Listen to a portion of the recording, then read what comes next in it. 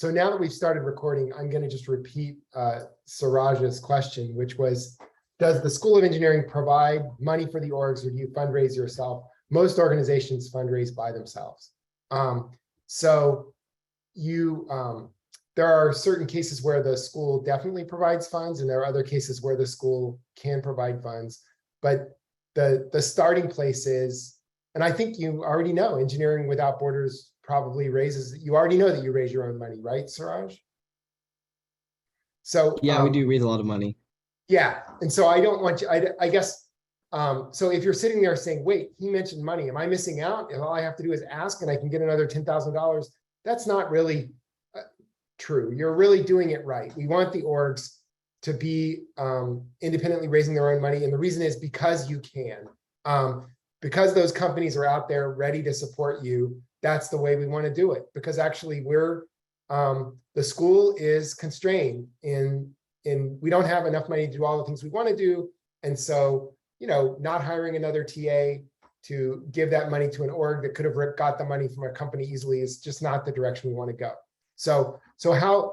But let's talk about, since you asked the question, let me lay it all out there. So there are certain things that the school pays for because we're really purchasing a service that we would have paid for anyway, and it's not fair to have that. So engineering ambassadors give tours for the School of Engineering.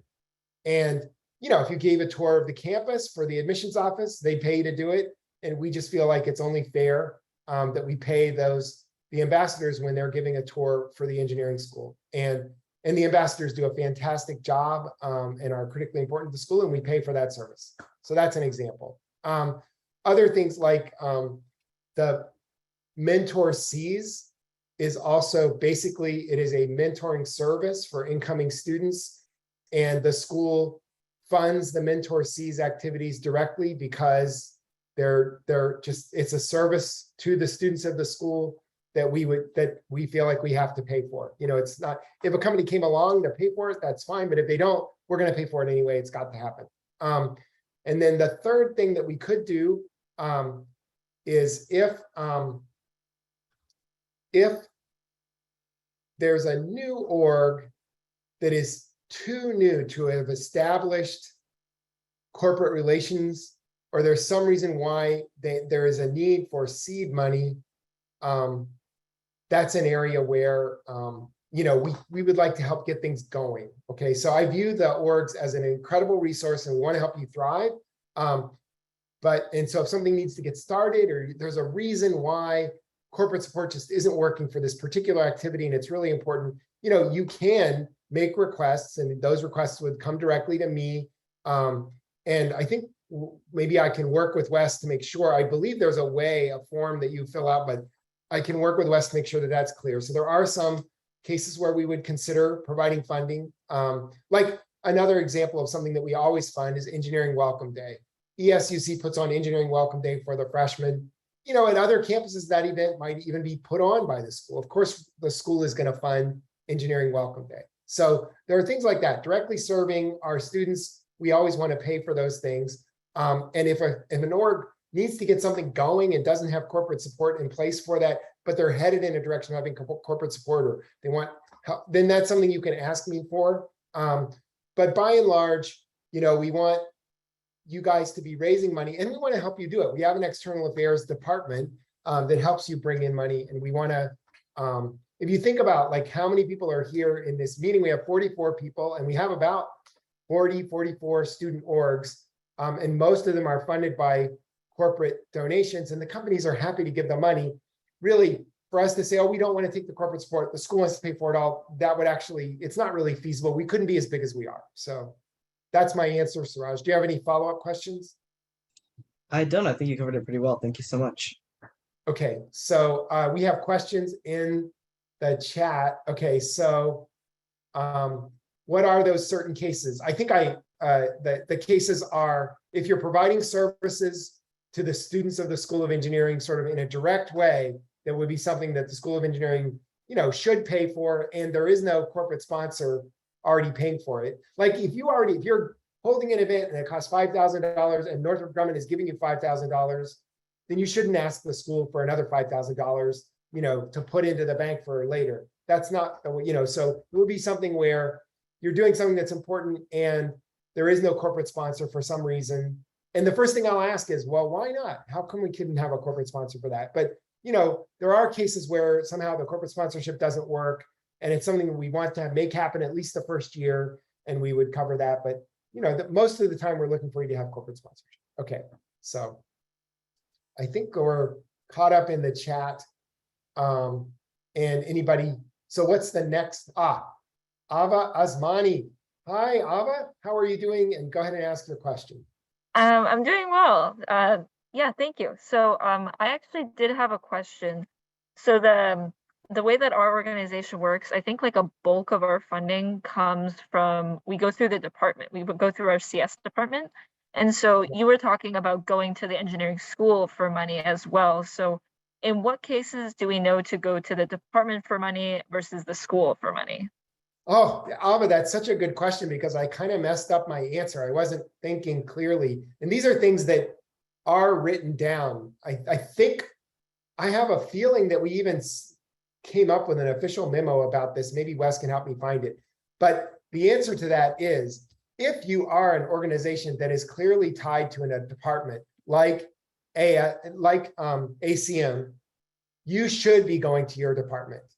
That should be your first stop. And I know that ACM has an arrangement with the computer science department where they take care of your needs in a complete way. In fact, yeah, it's an unusual arrangement, but or it's an arrangement that isn't the same as for other departments. But if your department, like IEEE electrical engineering is clearly your department, ASCE, you are in civil, there's no question about it, then you should go to your department chair for your funding needs. And if there is some rupture or some problem, it's fine, then come to me. Like we ask the civil engineering chair to give us $100 to buy a fire door so that our students would not burn up in pain when they were doing this welding of the car, but he wouldn't do it, then come to me. The first thing I'm actually going to do is go talk to the chair and say, what? Why aren't you funding that? But we might end up, we'll figure it out. But so the first thing you should do is go to your department chair if you're a department org. And usually the only orgs that the orgs that will be coming to me are orgs that actually serve the whole school, like ESUC, Society of Women Engineers, Tau Beta Pi. Those are orgs that, there is no one department that they would go to, so they should come to the associate dean. So that's the real answer to that question. Got it. Thank you for clarifying. Yeah. And thanks for asking because I messed up the other answer. Okay. So.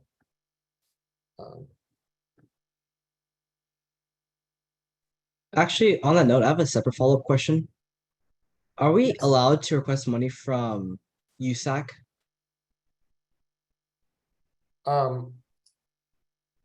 As far as I'm concerned, sure. If you can request money from anybody. I mean, go for it. I want you to bring in, yeah. So USAC is the campus-wide, it's the Student Activities Committee, right? Yeah. Yeah, I mean, I'm okay with that, sure. I want you to, basically, I'm interested in the School of Engineering succeeding to the greatest extent possible with the amount of money that we have. And so anytime we can bring more money in from a company or any other organization to support what we're doing, like for example, I'm trying to reform the curriculum and integrate ethics and writing into the departmental classes as opposed to having the school-wide course. And so I could just ask the dean, can you give me all the money to do that? But what I do instead is I write proposals to the Center for the Advancement of Teaching at UCLA to get a grant to help me fund the work that I'm doing for the school so the dean doesn't have to pay for it. So I think looking for those other ways to bring in money to make things happen is great. And if you want me to write a letter explaining to USAC why it would be a great idea for them to fund it, I'm happy to do that, All right, thank you. There's something in the chat. Okay, so this is from Kelly Chan, Engineering Without Borders. where you're well represented today, EWB. And the point here is, I know you mentioned Dean Santos, Will Herrera, Assistant Dean Christine Lee. Is there a fuller list of all the engineering schools' contact info and who to go to for what? I'm going to let Wes answer that because he's been working over the years to develop a website to answer those questions. And so I want to have him talk a little bit about the website, and we might, and we can also try to improve it. But go ahead and talk about the current situation, Wes. Actually, so it's a good idea of an item that we can add to the website. There is information about the school administration and our leadership on the Samueli website, but we can put a link to that on the student leaders guide. Generally speaking, you know, I think that with regard to leadership, Associate Dean Rick Wesel as well as Associate Dean Greg Potty are probably going to be the two that two associate deans that the student organizations are going to be interacting with the most, and largely because, you know, student organizations comes under Rick's purview, and any of you who are occupying space or doing activities will go under Greg Potty's purview. But we can come up with some information to put on the website. And I guess another sort of response to the overall question is that the engineering leadership workshop, like one of the purposes of this workshop is to, over these meetings, introduce you to the people in the school that you need to be working with. And so there already is a website that, you know, you could go on the school website. Who are the associate deans? Of course, there's a list there and we can link to it. And in addition to that, there's a website that Wes has directed directly to the student orgs. Who do you need to contact to do what? And then this series of meetings is trying to sort of introduce you to the various people, because actually nobody ever looks at the website. So we are trying to, you know, sort of bring it to you and say, oh, this is the person. And for me to say things like, if you have good news, share it with Dean Lee so that she can get it out there to our community. That's just, so I hope that you guys will do that. You know, it'd be great if it was sort of a standard practice. Oh, we won an award, let's tell the school, you know. So anyway, oh, I see there's something else in the chat. Alex says you should mention finding spaces for orgs. Does that mean orgs are going to get a private office, lounge, or workspaces? What I would say is that we just went through a cycle of having orgs request space in a formal way, and that those requests were reviewed by a faculty committee comprised primarily of pretty much all of, you know, as many of the faculty advisors of the orgs as we could get into a meeting, and representatives of departments to make sure that it all made sense. And we shuffled things around and opened up new space, some new space. So ACM is moving into new space, and the space that they moved out of is going to be now shared by ASCE and ASME. And now the room that ASME that had a sink in it is now going to be occupied by projects for both ASME and ASCE that need a sink. So I guess what I'm saying is we went through that process. It's not easy. In fact, it's not fair to say we went through that process. We're still going through that process because everything takes longer than you think it's going to take. And so we're trying to effectuate the moves that we figured out last time.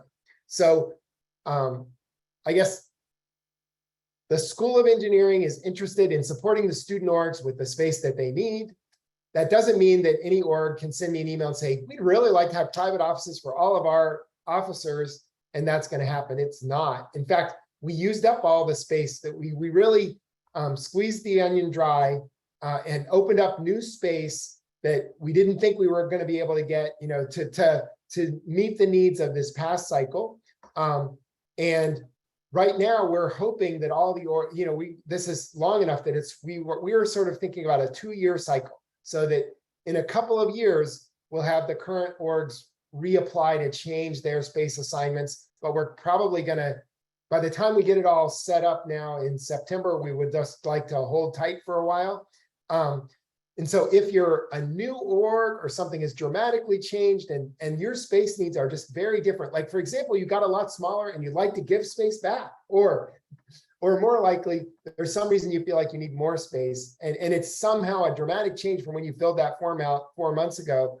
Sure, you can let Wes and me know about it, but we may not be able to immediately react to that. We will, the first thing we're trying to do is keep all the promises that we just made. But there is an official time in a couple of years where we're going to ask everybody like, oh, wait, let's do a check and make sure this space is right. So again, there are a lot of these answers that I have to give that are not as good as you would like, but they're the truth. So yeah, so the question was, does that mean orgs are going to get private offices, lounges, or workspaces? Unless we already told you about new space that you're getting, there is no new space that we have planned to surprise you with. But if your space needs are insufficient, you should let us know, and we will, try to give you some kind of an honest feeling for what the timeline would be to respond to your request, or tell you that, well, look, actually, we looked at your org. You don't have any engineering students, so we're not giving you any space because we don't have enough space to serve the engineering students. So, but we'll try to give you, an honest response. So, all right. So that was the space question.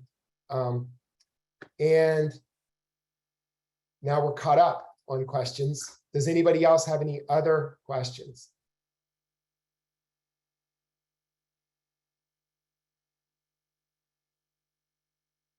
All right. Well, Emika, I'll turn it back over to you.